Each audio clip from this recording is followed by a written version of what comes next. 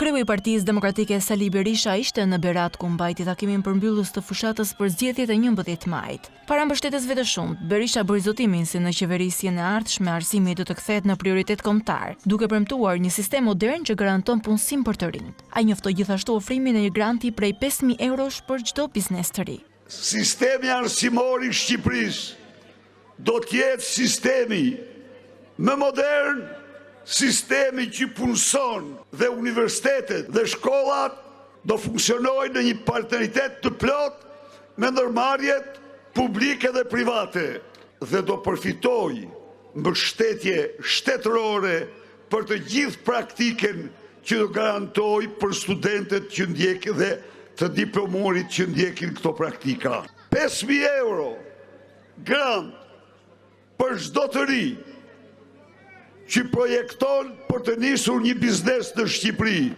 Në fjalën e tij, lideri i opozitës sulmoi ashpër kryeministrin Rama dhe ministrat e kabinetit të tij, duke rikthyer në vëmendje rastin e shpenzimeve luksoze të ministres Belinda Balluku. Shoh pasuritë prallore që ka Berati, që ka Shqipëria, dhe shoh që ato plaçkiten në mënyrën më të pamëshirë nga një grup qeveritarësh qendror dhe vendor që s'kan të ngopur, që ndajnë pasuritë tuaja njëri me tjetrin, apo tjetra.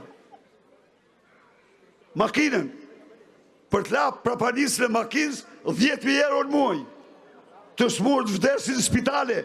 Pjesë e fushatës përmbyllëse të Partisë Demokratike në Berat ishte edhe Philip Griffin, sekretari i kryestrategut Kris Lasivita. Griffin akuzoi Partinë Socialiste se po ndjek të njëjtën taktik ligjore kundër opozitës, ashtu siç sipas tij ndodhi me Donald Trumpin në SBA. Ai e cilsoi Sali Berishën një figurë kyçe në betejën kundër korrupsionit dhe krimit në Shqipëri.